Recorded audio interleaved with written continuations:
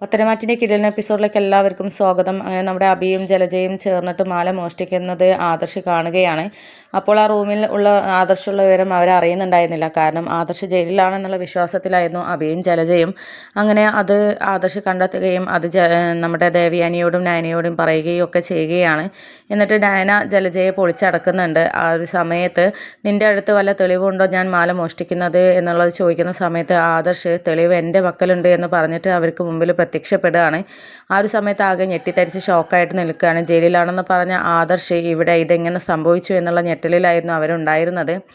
അങ്ങനെ മുത്തശ്ശനെയും എല്ലാവരെയും വിളിച്ച് കൂട്ടിയിട്ട് നയന ഇക്കാര്യത്തെക്കുറിച്ചും ഒക്കെ സംസാരിക്കുന്നുണ്ട്. ആ സമയത്ത് മുത്തശ്ശൻ പറയുന്നുണ്ട്, ഇവരെ വെറുതെ വിടുന്നത് കൊണ്ടും ഇവരുടെ നല്ലത് നമ്മൾ ആഗ്രഹിക്കുന്നത് കൊണ്ടാണ് ഇവരിങ്ങനെ ചീത്തയായി മാറുന്നത്. അവർക്ക് തിരിച്ച് അങ്ങനെയുള്ള യാതൊരു അനുകമ്പ ഒന്നുമില്ല.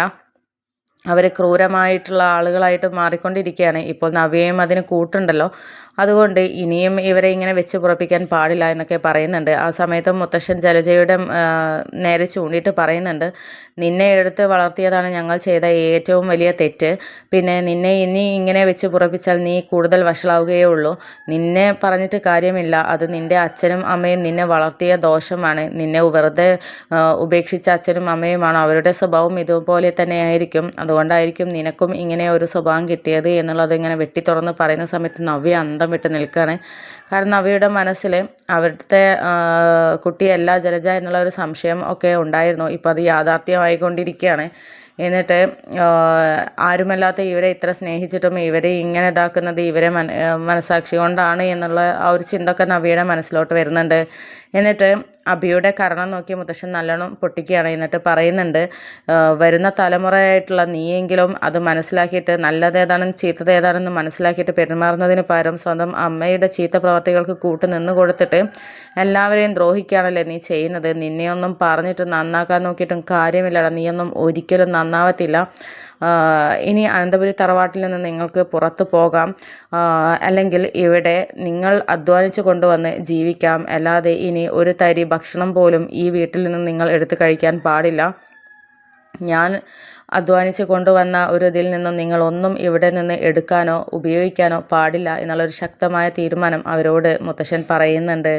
ആ ഒരു ഷോക്കിലാകെ ഞെട്ടിത്തരിച്ച് നിൽക്കുകയാണ്. കാരണം എന്ത് ചെയ്യും?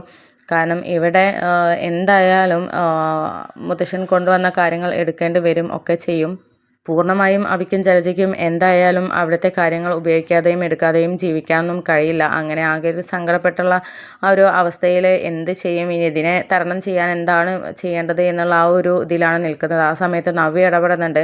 ഇതെന്ത് തീരുമാനമാണ്? ഇതിനേക്കാളും വലിയ തെറ്റ് ചെയ്തിട്ടുള്ളവരൊക്കെ മുത്തശ്ശൻ സംരക്ഷിക്കുകയും പിന്നെ ഒരാൾക്കൊരു വിധിയും മറ്റൊരാൾക്ക് മറ്റൊരു വിധിയും, ഇതെങ്ങനെ ശരിയാവുക? ഇതൊന്നും നടക്കുന്ന കാര്യമല്ല. ഞങ്ങൾക്കും ഇവിടെ അവകാശമുണ്ട് എന്നൊക്കെ പറയുന്ന സമയത്ത് മുത്തശ്ശൻ പറയുന്നുണ്ട്, നിനക്ക് എന്ത് അവകാശമാണ് ഇവിടെയുള്ളത്? നിൻ്റെ ഭർത്താവ് അമ്മയമ്മ എന്നുള്ള ആ ഒരു അവകാശമാണെങ്കിൽ ഇവൾക്ക് പോലും ഇവിടെ അവകാശമില്ല. അത് നിനക്ക് അറിയോ? അത് നിനക്കറിയണോ? എൻ്റെ മകളല്ല ഇവള്. ആ മകൾ എന്നുള്ള ആ ഒരു അധികാരം അവകാശവുമാണല്ലോ ഇവൾക്ക് ഇവിടെയുള്ളത്. അവളിലൂടെയുള്ള അവകാശമാണല്ലോ നിനക്കുണ്ടാവുക. അത് തൽക്കാലം എന്തായാലും ആർക്കും ഇല്ല. ഇനി നിനക്കൊക്കെ എന്താ ചെയ്യാൻ പറ്റുക എന്നുള്ളത് നീ ചെയ്ത് കാണിക്ക്. അങ്ങനെ ഈ മൂർത്തിനെ തോൽപ്പിക്കാൻ പറ്റുമെങ്കിൽ നീ തോൽപ്പിച്ച് കാണിക്ക്. നീ എന്തായാലും എന്നെ തോൽപ്പിക്കാനാണല്ലോ AN ജ്വല്ലേഴ്സിന് വേണ്ടിയിട്ട് പരസ്യങ്ങൾ ചെയ്യാനും അവരോടൊത്ത് അവരുടെ MDയുമായിട്ട് കൂട്ടുകെട്ടാനും നടന്നത്. അതൊക്കെ ഞാൻ അറിഞ്ഞിട്ടുണ്ട്. പിന്നെ ഞാൻ പോട്ടെ എന്ന് വെച്ചത് നിൻ്റെ ജീവിതം നല്ല രീതിയിൽ പൊയ്ക്കോട്ടെ എന്ന് കരുതിയിട്ടാണ്. കൂടുതൽ തലേ കയറുകയാണെങ്കിൽ പിന്നെ കൊച്ചുമകളാണെന്നുള്ള കൊച്ചുമകൻ്റെ ഭാര്യയാണ് എന്നുള്ള ആ ഒരു പരിഗണനയൊന്നും എൻ്റെ അടുത്ത് നിന്നുണ്ടാവില്ല എന്ന് വെട്ടിത്തുറന്ന് പറയുകയാണ് മുത്തശ്ശൻ.